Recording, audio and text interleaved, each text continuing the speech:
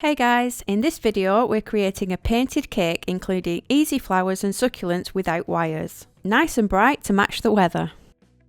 We are starting off with a 5-inch and 7-inch cake already covered and stacked. If you want a little help with this part, I have tutorials for it on my channel. For painting, I'm using Sugar Flare gel colours. This one is orange and I've just popped some on a plate. You'll also need a flat tipped brush and a little bit of water to make it a paintable consistency. First, you want to mark out your V shape. Just take your brush and roughly mark it in. It doesn't have to be neat, we just want a guide to follow. Once you're happy with your V, you can start to fill it in and drag more organic strokes to give your V shape a rough edge.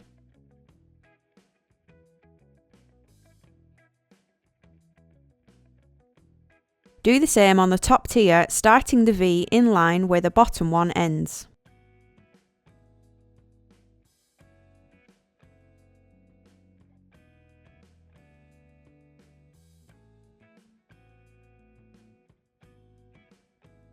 To create a lighter colour, you can add Rainbow Dust Snowdrift, which is just a white powder. Adding this to your colour and a little water will make a lighter, more opaque colour. Follow your V in the same way, dragging the colour together to merge it. Lastly, we are going in with Daffodil Yellow coloured gel, just watered down and dragged through the orange. To create a eucalyptus green colour, mix some Renshaw's bottle green with some pale grey paste. Knead it all together until there are no streaks. Roll out the paste, leaving it a little chunky, and grab a 5-petal cutter. A rose or a blossom will do, and also a flower former like this Wilton one. Cut out your chunky shape and hollow the centre of each petal a bit with a ball tool on a foam pad.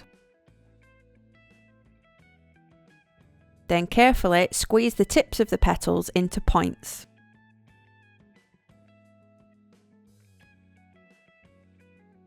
Add your base layer into the flower former. If it's a plastic one like mine, you may want to dust it with a little icing sugar to prevent it sticking. Now repeat the process with a smaller 5-petal cutter. I used a blossom plunger for the next size. Use a little water to glue them together. And again with an even smaller one. For the centre, roll a ball of paste and score a cross in it with a scalpel. Pop that into the centre and put it aside to dry. For a slightly different shaped succulent, we can cut out longer petals. If you have a petal cutter in this shape, then go ahead and use that. This is just to show you can still create things without lots of tools. With a scalpel, cut out 5 spike shapes. Hollow out the centres again with a ball tool and arrange them in another flower former, sticking and flattening the centre down.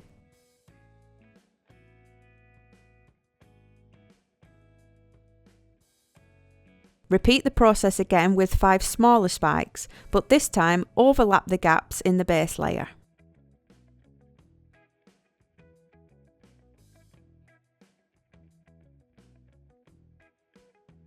For the next layer, you want to cut out a 5-petal spike shape. Again, if you have a cutter like this, you can use it. Add this to the middle and curl up all the points. To finish, cut 3 small spike shapes and stick them around a tiny cone of paste, scoring the cone into 3 sections. Put that one aside to dry.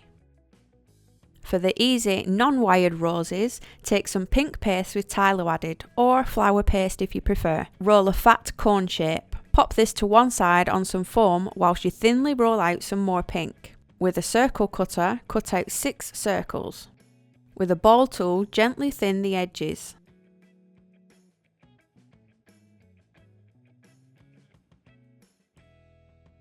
Take your first circle and wrap it around the top of the cone to create a slight overlap. Then take 2 more circles and stick them on opposite sides of the cone. As you push one edge down, the other petal will overlap. Make sure the other side of that petal is then overlapped by the opposite.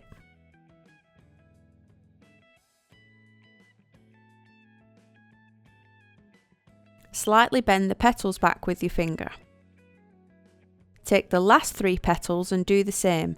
Stick them to the cone in a triangle formation and make sure each petal overlaps the last.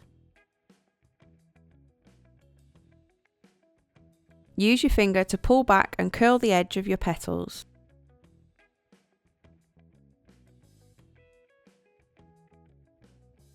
Leave that to dry. Whilst that's drying, cut out 5 more petals, this time with a larger circle, and thin the edges. As these are larger, we want them to just firm up a little before adding them so they don't droop. Curl the petal into a point, flip it over and then lay it onto a spoon.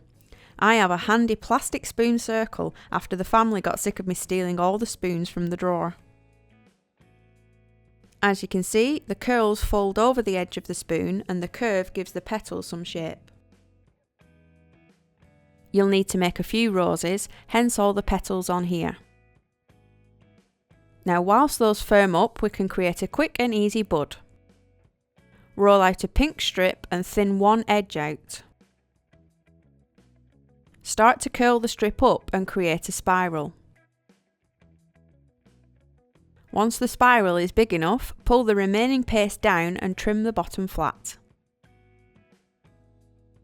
Next are some fun little raspberries. You can make these by hand by rolling lots of small balls and sticking them to a larger ball, but it's super time consuming and I've been there and it's the reason I bought this mould. Dust it generously so it doesn't stick, then roll a ball of raspberry coloured paste and push it down inside the mould. Make sure you push it in all the way into every lump and bump. Loosen the mould and push it from the bottom and it should pop right out.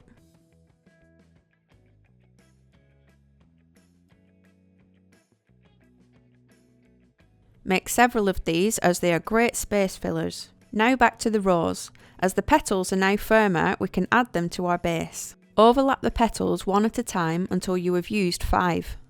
Slide the last one inside the first petal so you keep the overlap pattern and give the base of the rose a squeeze to stick them into place. To shape your rose whilst it dries, grab a drinking glass and some foil. Push the foil down with your fist to create a cupped shape. Lay your rose in the centre and then shape the foil around the petals so it dries how you want it. Now for the strings of pearls. Using the same green, roll out a long thin string and stick it to the painted area. Roll tiny pea shapes all in random sizes and cluster them on the string. Add a few strings to each tier.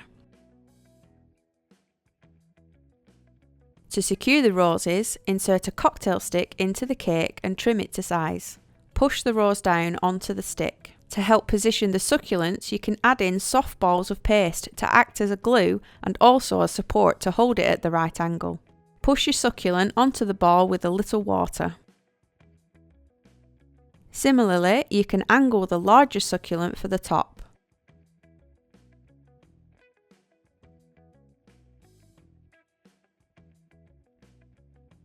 And smaller ones on the side of the cake. These soft flowers are great for filling gaps and allow you to position them among the harder set flowers as everything is still soft and flexible. Flatten out a fat teardrop shape and score the centre and edges with the Dresden tool.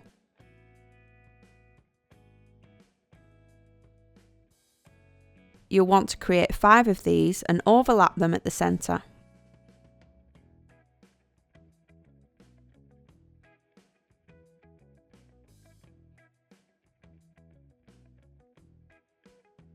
Now repeat with smaller teardrop shapes and add it to the centre of the base.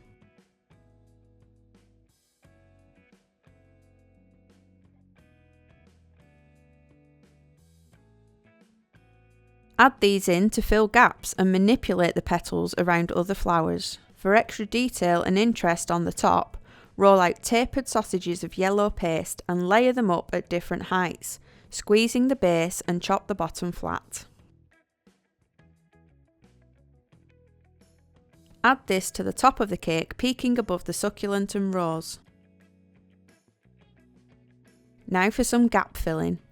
Add your raspberries. You can use cocktail sticks if you like to secure them for a car journey. Add in your buds too where you see fit. For more greenery, flatten a teardrop shape and score the centre.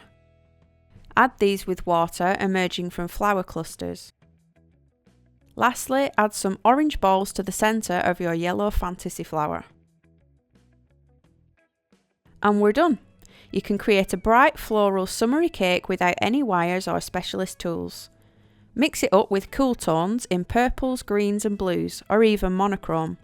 Hope you enjoyed this tutorial. Thanks guys, bye!